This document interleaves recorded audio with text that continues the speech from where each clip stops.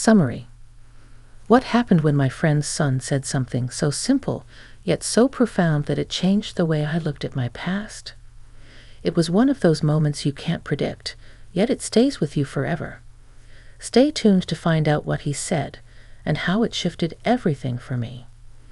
This is the kind of thing that makes you stop and think about your life and how small moments can completely reframe your past.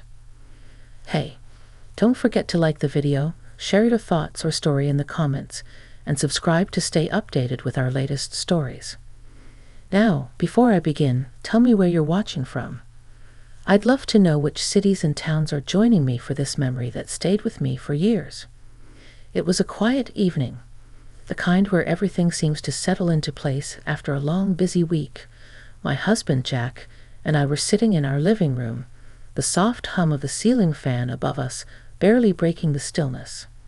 The house was old, built back in the 50s, and it had the kind of charm that comes with time, the kind of place where you could almost feel the history in the walls. I'd been sitting there for what felt like hours, just staring out the window at the orange-pink sky, when the phone rang. I didn't recognize the number. You get a lot of those calls, especially when you're older. But something about it felt different. So I picked it up. "Hello," I said, my voice still thick from a nap I hadn't meant to take. "Hi, is this Emily?" It was a young voice, a bit tentative. "Yes, this is she." "It's Ben Turner. I'm, Chris' son. You know Chris? Your old friend?" I could hear the hesitation in his voice, and it made me smile a little. Chris and I had been close for years before life got in the way, raising families, working, moving. I hadn't seen her in ages. It was one of those friendships that was never quite broken, just changed. "Of course, Ben," I said, a little surprised to hear from him after all this time.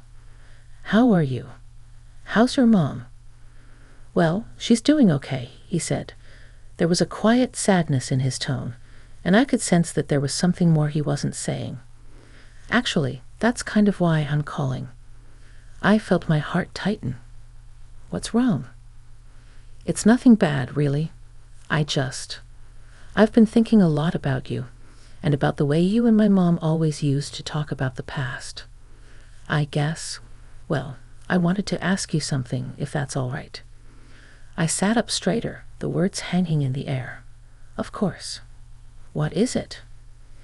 Ben paused for a long time, and I could tell he was choosing his words carefully. "I remember you telling me stories when I was younger. About you and my mom, about your lives before everything got complicated. About how you saw things a certain way back then. But lately, I've been wondering, do you ever look back and wish things had turned out differently? Or maybe see it differently than you used to?" His question hit me harder than I expected. It was the kind of question that made you pause and think, really think, about the life you'd lived, the choices you'd made, the things you'd let slip through your fingers. I had to stop myself for a moment, as if I could physically feel the weight of the years pushing on my chest. "Ben," I said quietly, trying to steady myself, "that's a big question, and I'm not sure how to answer. I think when you're young, you have this idea of what your life will be like, and you make choices based on that. But as you get older, the answers aren't so clear, are they?" There was another long pause on the other end of the line, and I could almost picture him standing there, trying to make sense of everything. "I guess that's kind of what I've been wondering," he said, his voice softer now. "Like, how do you know if you're making the right choices? If you're seeing things the right way?" I sat back, feeling the coolness of the chair against my back. His question made me feel exposed, like he was reaching into a place in me I hadn't visited in years. "Well," I said slowly, "I don't think anyone knows for sure, Ben. I think you just do the best you can with what you've got at the time. And then you live with it. You look back and make sense of it, but sometimes I think the past is meant to be a little messy. It's how we learn, how we grow." There was a brief silence. I wondered if he was still on the line, if he'd understood what I was trying to say. Then Ben spoke again, quieter this time, but with a clarity that stopped me cold. "You know," he said, "sometimes I think the most important thing is not to regret the things you did or didn't do, but the way you saw things. How you looked at everything at the time. Like, maybe if you look back and see it differently, it's not because the past changed, but because you changed." His words hung in the air, and for a moment, I felt as if I'd been given a gift. A simple yet profound shift in perspective. It was as if he had opened up a door in my mind that I hadn't known was there, showing me that maybe, just maybe, the way I'd always viewed my past didn't have to be the way I viewed it now. It wasn't about what had happened. It was about how I saw it, the beauty and the pain, the joy and the regrets. "Ben," I said softly, "I think you're right. I think you've just helped me understand something I didn't know I needed to understand." He laughed a little, the sound light and unburdened. "I don't know if I did that much, but I'm glad it helped." We said our goodbyes after that, but his words stayed with me long after we hung up. In a way, they still linger in my mind now, years later. And every time I look back on that conversation, I realize how much it really did change me. Maybe it's because Ben, young as he was, saw things with a kind of clarity that I had lost somewhere along the way. Maybe it's because, in his quiet question, he reminded me that we can always change the way we see the past. It's all about perspective. And with that shift in perspective, I began to see the past, and my life, differently. The days after that conversation with Ben were oddly quiet. It was like I was carrying a new understanding around with me, something delicate, yet weighty at the same time.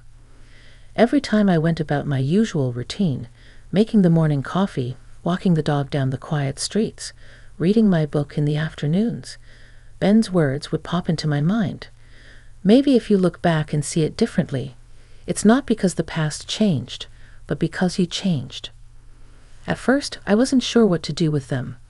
I had my life, my memories, and they were just that. Memories. I didn't want to unravel them, didn't want to risk losing the comfort of the way I had always viewed the past, but something in me wanted to try. I wanted to see if it was true, if I could truly look at things differently, or if that kind of change was just reserved for the young and the idealistic. It wasn't until a few days later, when I ran into Lisa at the grocery store, that I realized just how much those words were taking root in my mind. Lisa was an old friend, one of the few who'd stuck by me through the ups and downs of life. We'd met when our kids were in kindergarten together, and now, decades later, we were still in touch, though not as often as we should be.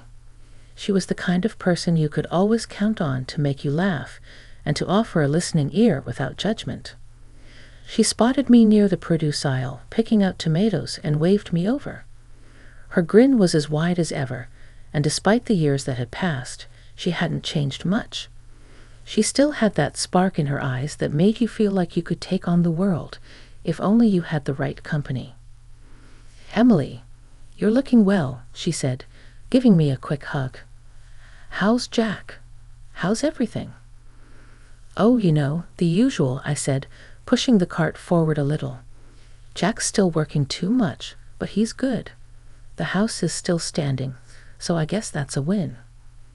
She laughed, but there was something in her eyes that seemed a little distant, like she was holding back. It made me pause, but I didn't press her. Not yet, anyway. "I've been meaning to ask you," she said after a moment, her voice lowering a bit. "Have you heard from Chris recently?" I felt a small jolt in my chest.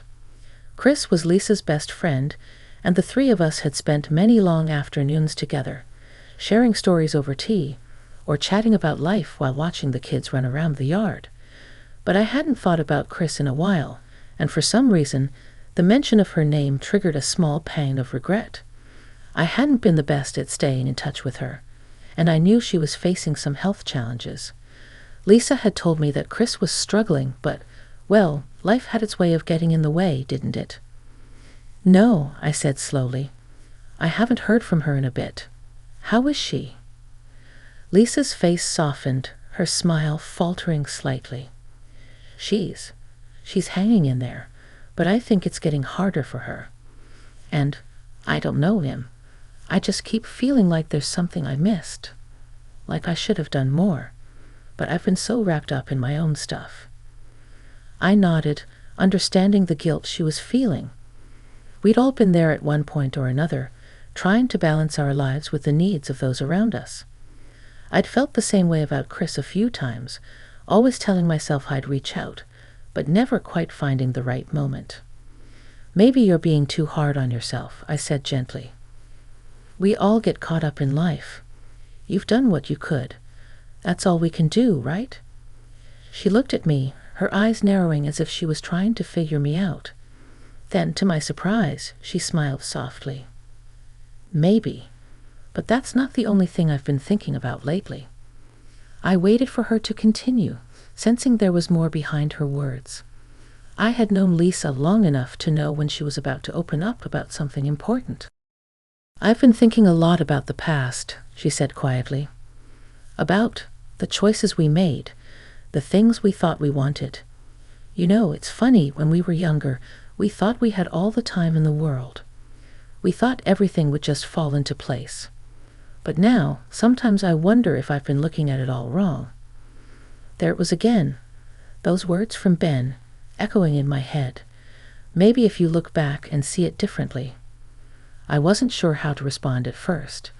It felt like Lisa was walking the same path I'd been treading ever since Ben's call. Was this what happened when you started looking back at your life with fresh eyes? Did everyone eventually come to this point? "Lisa, are you saying you wish you'd done things differently?" I asked, unsure if I really wanted to hear the answer. She looked down at the cart for a moment, picking at a loose thread on the handle, then shook her head. "Not exactly. I don't know. Maybe. It's just that I thought I had everything figured out, you know. I was so sure of the choices I made, but now I wonder if I missed something important along the way." I thought about that for a long moment. I had always assumed I had made the right choices too, and for the most part I think I had. But I also knew the feeling she was describing, the quiet second-guessing that came with age, the questions you hadn't thought to ask when you were too busy living. "I think we all have those moments," I said after a pause, "where we look back and think about what could have been. But I also think that maybe the past doesn't have to be something we regret. Maybe it's more about seeing it with different eyes. Like, it's okay to accept that things weren't perfect. They weren't meant to be." Lisa met my gaze, her expression softening. "Yeah, you know, I think you're right. Maybe that's what I've been missing. The ability to look back and not be so hard on myself." I smiled, feeling a little lighter. There was something healing in this conversation, something that made me feel less alone in the way I was beginning to see my own past. It wasn't about regret, it was about understanding. It was about accepting the things we couldn't change, while also allowing ourselves the grace to see them in a new light. And just like that, I realized that Ben's words had already started to ripple through my life in ways I hadn't fully understood. Maybe this was the start of something new, a way of looking at my life and the choices I'd made without judgment. Maybe, like Ben said, it wasn't about the past changing. It was about me changing. And maybe that was the most important thing of all. The weeks that followed felt like a slow unraveling, in the best way. It wasn't that my life had dramatically changed, or that I had some sudden epiphany. It was more like the tight grip I'd held on the past had loosened just enough to let in a little light, a little breath. Small shifts, subtle realizations. Conversations with Lisa, with Jack, even with myself, were beginning to shape my understanding of things I'd never really questioned before. One evening, as the golden hour light slanted through the window, I sat in the living room with Jack. He was reading the paper, occasionally muttering about the news. I was half listening, half distracted, my mind still replaying my conversations with Ben and Lisa. "I saw something interesting in the paper today," Jack said, setting it down beside him. "Apparently there's a new restaurant opening up downtown. You think we should check it out this weekend?"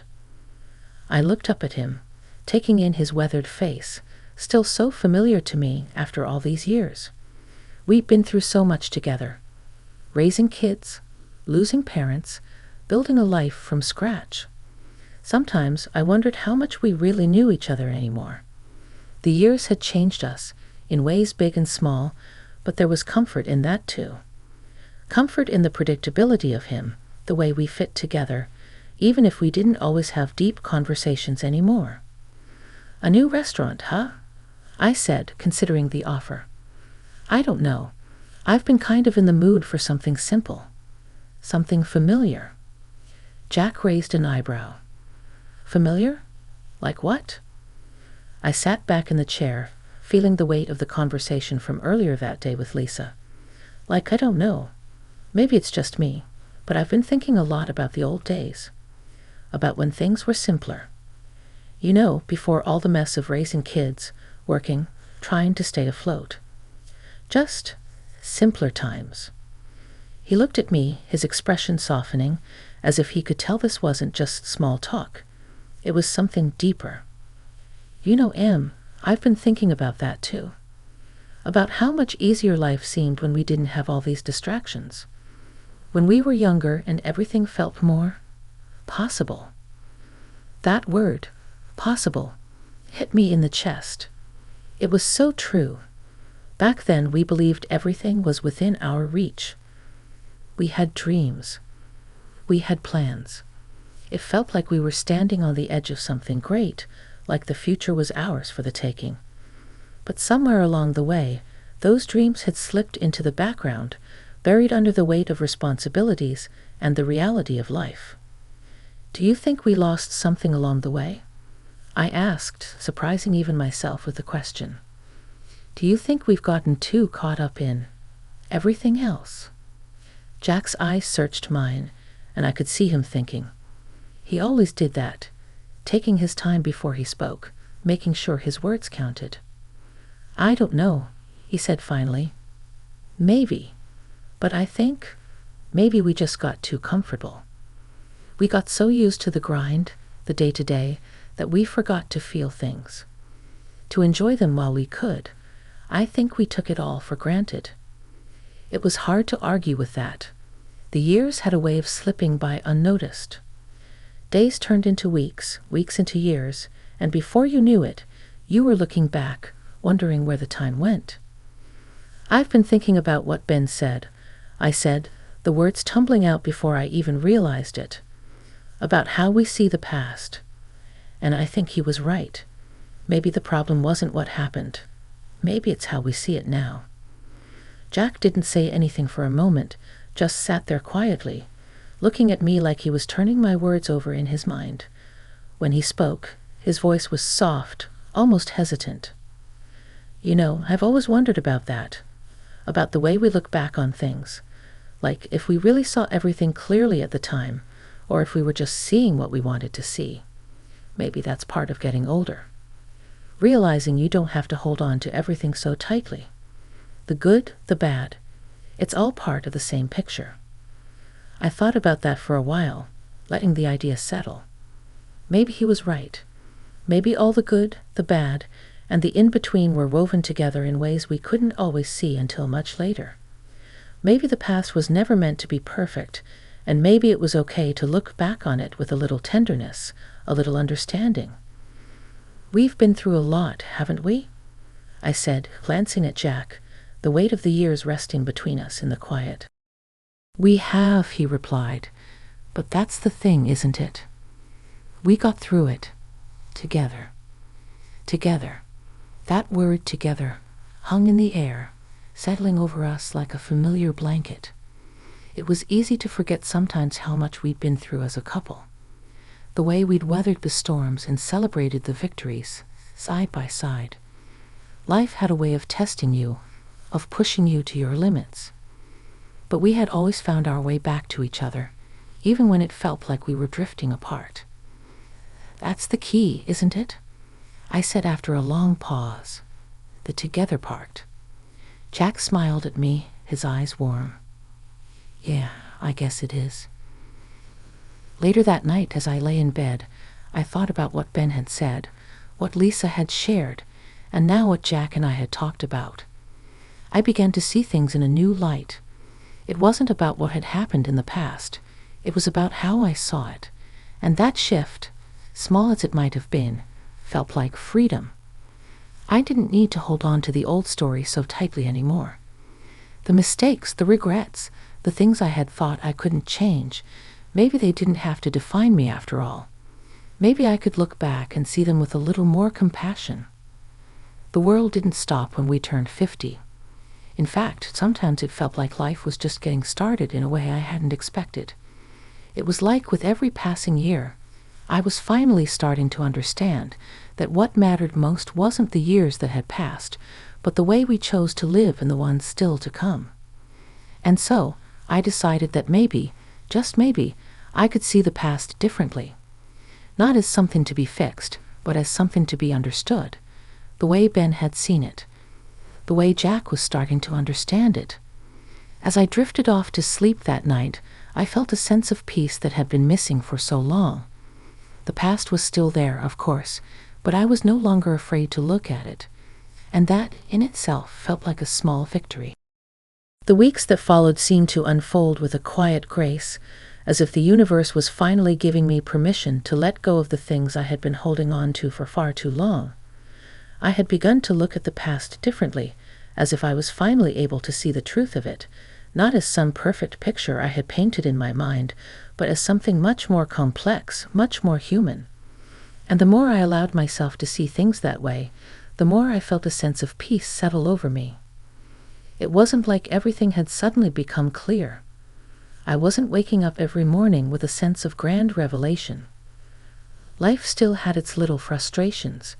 Jack's love of newspapers meant there were piles of them everywhere. My plants never seemed to thrive no matter how much I cared for them. And there were still the little regrets I carried in the back of my mind, those fleeting moments where I wondered if I could have done things differently. But the difference was that I no longer felt bound by them. The past wasn't a prison anymore. It was just part of the story, a chapter that had already been written.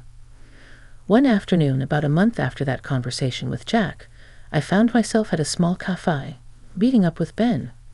He'd suggested it, a way to catch up after our initial phone call, and I was curious to see how he had been processing everything since then. The air was crisp with the last remnants of autumn, and the cafe had a cozy, welcoming feel to it, flickering candles on the tables, soft jazz playing in the background, the smell of freshly ground coffee mixing with the faint scent of cinnamon. Ben was already there when I arrived, sitting in a corner booth, his eyes scanning the room as if he was waiting for something to happen. He looked a little older than I remembered, taller, more mature, with the kind of energy that came from someone who was still figuring things out, but in a way that made him seem wise beyond his years. "Ben," I said as I approached, smiling, "it's so good to see you." He stood up, giving me a warm hug, one of those hugs that told you he really meant it. We sat down, and the waiter quickly brought over our drinks, the usual coffee for me, and a cappuccino for him. "Thanks for meeting me," Ben said after a moment, his fingers absent-mindedly tracing the rim of his cup. "I've been thinking a lot about our conversation, about what you said about the past." I nodded, feeling the familiar flutter in my chest. "I've been thinking about it too. It's been a shift for me. A good one, but not always an easy one." Ben smiled, a little shyly, and I could see how much he appreciated the honesty in my response. "Yeah, I get that. It's hard to just change how you see things, right? But it's also kind of freeing. Like you realize that you don't have to hold on to everything the way you thought you did." He paused for a moment, like he was choosing his next words carefully. "I talked to my mom about it too. About how you and I had talked about looking at things differently. And I think it really helped her. She said it made her feel like she wasn't stuck in the past anymore." A lump formed in my throat. Chris had always been a strong person, but I knew how much her health had been weighing on her lately. And hearing that something I had said, something so simple, had made a difference for her felt like a weight being lifted off my shoulders. "I'm glad it helped her," I said, my voice soft. "I know it's not easy to let go of the past. Sometimes it feels like it's the only thing we have left, but I've learned, maybe the hard way, that the past doesn't have to define us." Ben nodded, his eyes thoughtful. "Yeah, it's like you can still remember the good parts, the happy moments, but you don't have to hold on to the stuff that's hurtful anymore. It doesn't have to have that power over you." There was a long pause, the kind that made you reflect, made you realize just how much you'd been given in that simple conversation. Ben was right. So much of what I had been holding on to, guilt, regret, even anger, wasn't mine to carry anymore. The past was important, sure, but it didn't need to rule me. "That's exactly it," I said, feeling a sense of calm wash over me. "I think the hardest part is realizing that we have the power to choose how we see things. We don't have to be trapped by our memories. We don't have to let them define who we are now." Ben smiled again, the same smile that had always been full of warmth, and for the first time in a long time, I felt like I was seeing him as an adult. Not just the boy who had once listened to me tell stories about the past, but someone who had his own understanding of it now, someone who had come into his own wisdom. "I think that's what I've been trying to figure out too," he said. "How to let go of the past without losing who I am because of it." The conversation drifted to other topics, old memories, mutual friends, plans for the holidays, but I couldn't stop thinking about the way Ben had framed it, the way he had put everything into perspective. I realized that I wasn't just learning from him in that moment. We were learning from each other. What a strange, beautiful thing that was. To be sitting across from this young man, so much like his mother in so many ways, and realizing that he was helping me see my own life more clearly. By the time we said our goodbyes, the sun had dipped below the horizon, casting long shadows across the street. As I walked to my car, I felt lighter, like I had just let go of something heavy, something I hadn't realized I was carrying. I'd spent so many years thinking the past was something I had to protect, something I had to keep safe, but now I understood. It wasn't about protection. It was about peace. And as I drove home, the city lights twinkling around me, I realized something else. The past wasn't a thing to be feared or regretted. It was simply part of the story, my story, and Chris' story, and Ben's story, and Jack's story. It didn't have to define us, but it would always be there, woven into the fabric of who we were. And that was okay. It was more than okay. In fact, it was perfect. Don't forget to give us like and subscribe this channel.